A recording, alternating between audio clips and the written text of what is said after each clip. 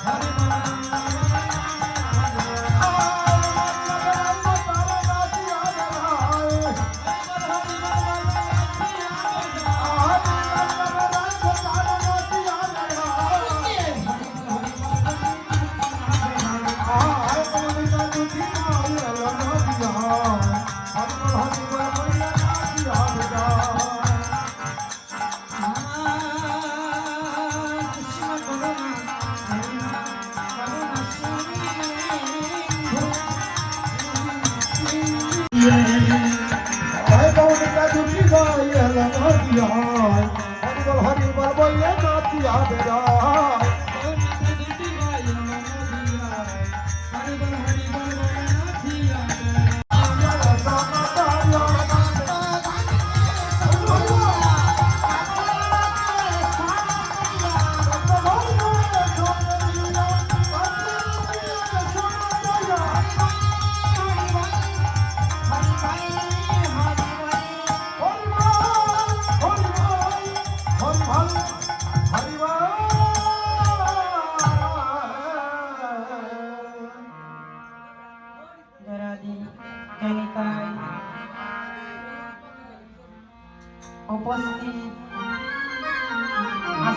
সেবা সংঘরে নিশিতে আমার সাধুগুরু বৈষ্ণব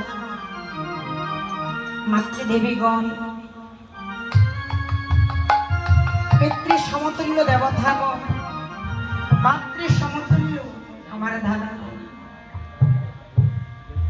আজ এই নিষিদ্ধ সেবা সংঘনে মধুময় নব নবদ্বীপী সবার চরণে আমার বৈষ্ণবীয় প্রণাম জানাচ্ছি। আমার দীক্ষা গুরুদেব শিক্ষা গুরুদেবীকে স্মরণ করে অনাদিরাদি গোবিন্দ শ্রীমতী রাধারানী অষ্টসতী ললিতা বিশাখা সবাইকে অনুসরণ করি আজ এই সেবা সংঘনে উপস্থিত হই। এই নিশিতে আমার শ্রীমতী রাধারানী যে লীলাটি করেছিলেন নির্জনে গোপনে যে লীলাটি করেছিলেন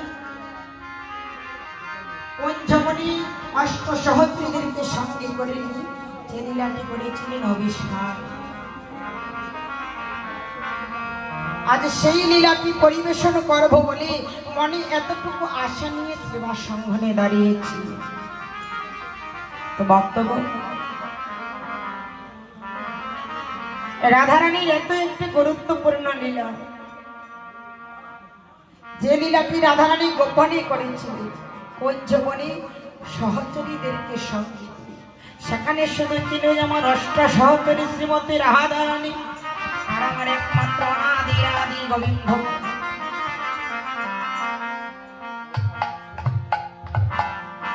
রাধারানীর গোপন রস আস্বাদন করবেন আপনারা এতটুকু আশা নিয়ে সেবা সংঘনে বসে আছেন।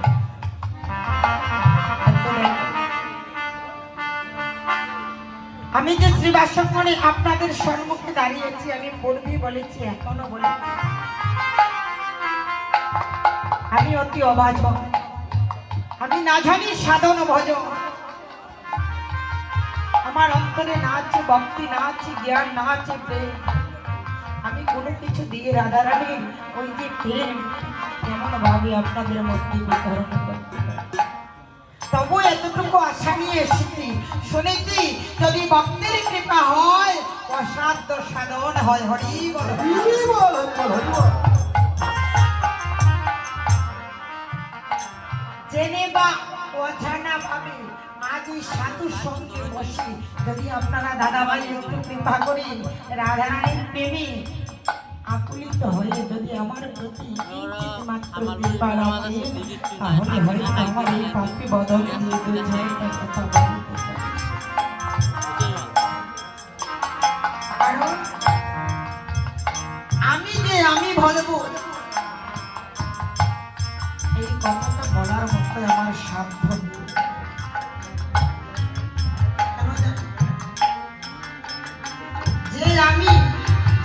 আমি যতক্ষণ পর্যন্ত এই হৃদয়ের মন্দিরে বসবাস করবি ততক্ষণ পর্যন্ত এই বদল দুই একটা কথা বলতে পারে। আর যখন সময় আমি স্বরূপ চলে যাবে তাহলে বদল দিয়ে আর কথা বলতে পারবো।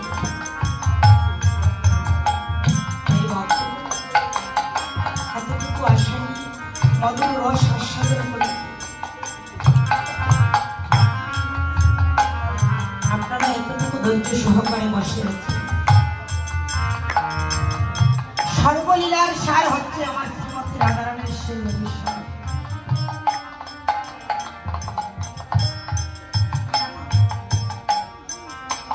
আমার শ্রীমতী রাধারানী গোবিন্দের সঙ্গে সাক্ষাৎ করেছি, কখনো নয়নে নয়নে, কখনো আবার সূর্য পূজার চলে গোবিন্দের সঙ্গে সাক্ষাৎ করেছি। কিন্তু গোবিন্দকে প্রাণ করে মনেরই একটি কথা বলতে পারবেন, হ্যাঁ গোবিন্দ আমি যে অতি অভাগিনী অবলা রমণী তুমি তো জানো আমি কৃষ্ণ বিরোধী জটিলা জটিলার মন্দিরে বসবাস করি।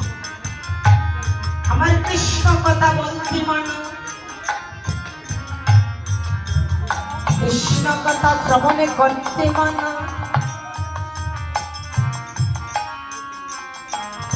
কৃষ্ণ আমার দর্শনে করতে মানা। কেননা তুমি তো জানো আমি কৃষ্ণ বিরোধী জটিলা কটিলা মন্দিরে বসবাস করি, এমনকি আমার স্বামী আয়ানন্দ তারও বিরোধী সেই ঘরে আমি বসবাস করি।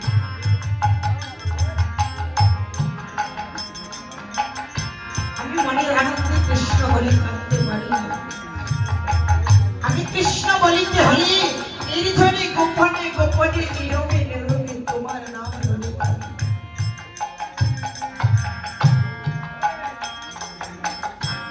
আমি রাধারানীর সারাটা বিশ্বে এমনই ভাবি, হা গোবিন্দ গোবিন্দ বলে কাঁদিতে কাঁদিতে নিশির শেষে মধ্যরাত্রি গোবিন্দের সঙ্গে সাক্ষাৎ হয়েছে। কেননা ভগবানে বলেছে ডাকার মতো যদি আমাকে ডাকতে পারে আর কি দয়ার হইতে পারে। যে আমাকে ডাকার মতো ডাকে আমি যত দূরে থাকি না কেন আমি আর তত দূরে থাকতে পারি না। ছুটে যাই আমার ভক্তের কাছে। হরি বল হরি বল। রাধারানী দেখেছি ডাকার মতো, তার জন্য গোবিন্দ চরণ পেয়েছি। আমি তার গোবিন্দকে সেরকম ডাকতে পারবো, গোবিন্দের চরণ আমি লাভ করতে পারবো। তবু এতটুকু আশা আছে অন্তরে, শুধু আপনাদের চরণ ধরে, আপনাদের চরণ ধরেটুকু আশা করি। এই সেবা সম্মানে দাঁড়িয়েছি এই ভক্তিমতী মায়ের এমন মধুর রস আস্বাদন করিতে আমার মনের অজান্ত যদি কোনো ভুল ভ্রান্ত ধরে নিজের সন্তান মনে করি, আবার কারো কারো নিজ ভক্তি মনে করি, তোমাকে দর্শন করা থেকে বঞ্চিত হবে। কারণ ভক্ত কামনা করলে ভগবান তাকে ক্ষমা করবে। আমি সেই ভক্তির কৃপা এই যে সেবা সম্মানে বসে দাদা ভাই আমরা অনেকেই ভক্ত সংঘ করি, ভক্তের অঙ্গ দিই মনের আনন্দে প্রেম আলিঙ্গন করে। কেননা শুনেছি যেখানে অনাদি আদি গোবিন্দ নাম গুণাগুণি কীর্তন করা হয়, যেখানে ভক্ত আগমন হয়, সেখানে নাকি অনাদি আদি গোবিন্দ আমার শ্রীমতী রাধারানী অষ্টসখী ললিতা বিশাখা সবাই নিয়ে আগমন হয়ে দেখেন ভগবানকে যে যেমন ভাবে ডাকি ভগবান কিন্তু তার ডাকে তেমনই ভাবে সাড়া দেবে। তো প্রথম পূর্ব জন্মে ভগবানকে এমনই রূপে চেয়েছিল, কখন কবে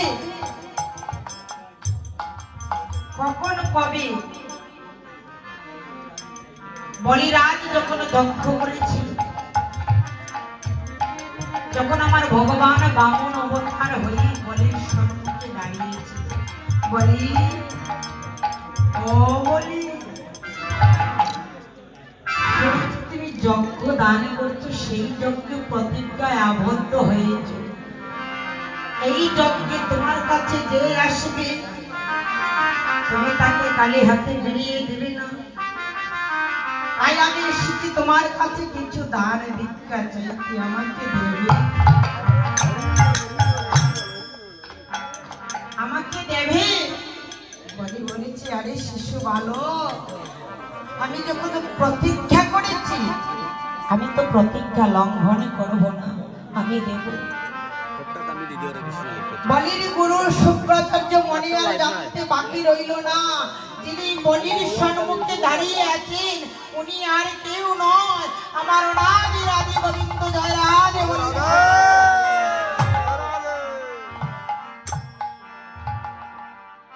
সঙ্গে সঙ্গে শুক্রাচার্য জয় আমারে দৌড়াতে দৌড়াতে বলির সম্মুখে এসে দাঁড়িয়ে শিষ্যকে ডেকে ডেকে বলেছে, ওরে বলি আজ আমি গুরু হয়ে তোকে আদেশ করেছি সবাইকে দানে দে, কিন্তু ওই শিশুকে কিছু দানে দিবে না। ওই শিশু কোনো সাধারণ শিশু নয়, আমি গুরু হয়ে তোকে নিষেধ করেছি। গুরুদেব গুরুদেব আপনি তো জানেন প্রতিজ্ঞা লঙ্ঘন করা মহাপাপ, আর আপনি গুরুদেব হয়ে আমাকে আদেশ করছেন আমি সেই পাপ করতে। শুক্রাচার্য বলেছি, তাহলে তুমি কি জানো না গুরু বাক্য লঙ্ঘন করাও একটি মহা অপরাধ? জানি গুরু, তাহলে আমি যে প্রতিজ্ঞা করেছি আমি প্রতিজ্ঞা লঙ্ঘন করব। আর তুমি তো বলেছো আমার সম্মুখে যিনি দাঁড়িয়ে আছেন তিনি আর কেউ নয়, বৈকুণ্ঠের নারায়ণ। আর তাই যদি হয়ে থাকে তাহলে আজ না হয় আমি গুরু বাক্য লঙ্ঘন করে মহাপাপ করে ফেলব। আজ যদি আমি গুরু বাক্য লঙ্ঘন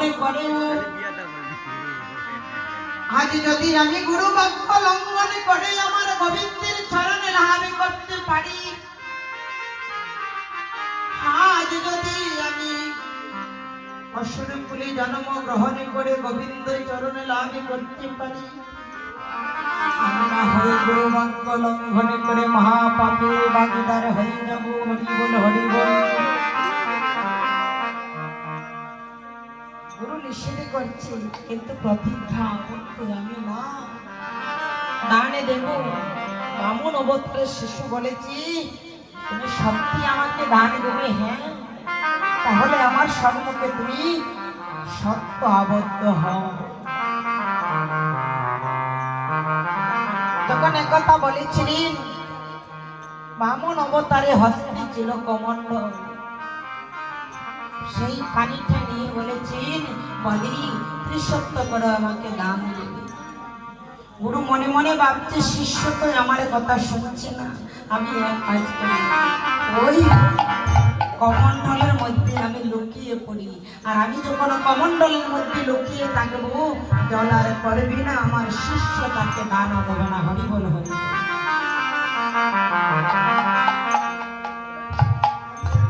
একথা যখন বলেছিল আর এই কাজ যখন করেছিল,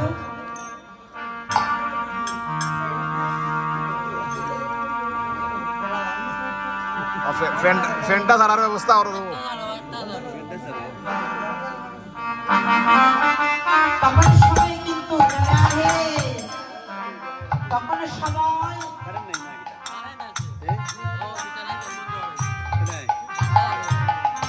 বলিকে বলেছিল বলি আমাকে ত্রিপাদ ভূমি দান করবে। কেমন ভাবে দুটি পা স্বর্গে মাপতে দিয়েছিল আর একটি পা বলির মস্তকটা ধরিয়ে দিয়েছিল। না, এই পৃথিবীতে আমি ছাড়া আর নরাধমের এই দেহ ভূমি ছাড়াই আর কিছু নেই। আমার এই দেহভূমি তাই নবদ্বীপের নাগরিক,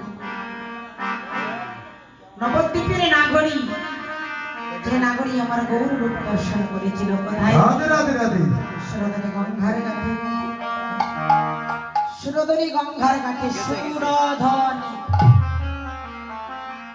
সবাই কিন্তু আমাদের মনের আশা আমরা অবিশ্বাস কীর্তন শ্রবণ করি।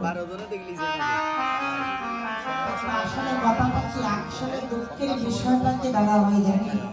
একটা কথাই বলে না যে সুখের সাথী জগৎবাসী, দুঃখের সাথী কেহই নাই। তো নবদ্বীপের নাগরী বলেন, এই বৃন্দাবনের শ্রীমতী রাধারানী বলেন, যখন আনন্দিত থাকে তার পাশে সবাই থাকে। আর যখন মধুর প্রেমী গোবিন্দ বলে কাঁদে, বলে ও রাধে তার কাঁদা তুই কাঁদা, আমরা চলে যাচ্ছি, আমরা চলে যাচ্ছি, আমরা কাঁদতে পারবো না, তুই কাঁদ, তুই গোবিন্দ পেয়েছিস তুই কাঁদ। আসলে হ্যাঁ, এই জগতে যত ধনের ধনী হোক না কেন, যত অর্থ, যত টাকা পয়সা, বাড়ি গাড়ি যাই হোক না কেন, যত ধনের ধনী হোক না কেন, সেই ধনী কিন্তু কিঞ্চিতের ধনী। চলো। আর যারা গুরু গোবিন্দের কৃপায় একবার গৌর ধনের ধনী হয়েছে, কৃষ্ণ ধনের ধনী হয়েছে, তারই মানব জন্ম কানা ধন্য হয়ে গিয়েছে। হরি বল, হরি বল, হরি বল। কারণ এই জগতের ধনের ভাগ আছে, ভাই চারটা থাকলে চার ভাগ আছে, দুইটা থাকলে দুই ভাগ আছে, কিন্তু যে গৌর ধনের ধনী হয়েছে তার মধ্যে কোনো ভাগ নেই, তার মধ্যে কোনো ভাগ নেই। যে গৌর কৃপা লাভ করেছে, যে গৌর ধনের ধনী হয়েছে, সেই একমাত্র ধনী হয়েছে। কথায় কথা বাড়ে মর্তনে বাড়ে। চোরা আসতে বেড়াবে এক চোরা মনে মনে ভাবে বাবা শুনেছি রাজা মহাশয় সবাইকে দিয়ে ঘোষণা হাতে ছিল কি মোহর মুরলী শুধু বাঁশি আর কিছুই নেই। সেই বাঁশির সুরে বংশকে ধ্বংস করে দিয়েছি। আবার এখন তো সিরিয়াল দেখা যায় বাবা, কিন্তু দেখবো কি করে? আমরা তো সবাই সিরিয়াল এই যে ভারতী বাংলা, জি বাংলা, কাটাচি বাংলা এগুলো নিয়ে ব্যস্ত। কেউ কি আর আমরা ওই দেখতে রাখি হয় না। কংস যেখানে বসত সেখানে কৃষ্ণের বংশধ্বনি শুনতে। কেন? আমার কৃষ্ণ আসছে, আমাকে মেরে ফেলবে, কংসকে ধ্বংস করে দিবে। এবার আসলেন কে না আমার গৌর সন্ধ্যা কাঙ্গাল, কিছুই নেই। এবার কি দিয়ে সুরকে রক্ষা করবে, অর্থাৎ ভক্তকে রক্ষা করবে আর অভক্তকে দমন করবে। তত্ত্ব বলেছে এবারও একটি অস্ত্র নিয়ে আসলেন, তবে কেমন অস্ত্র? এই কৃষ্ণ নাম।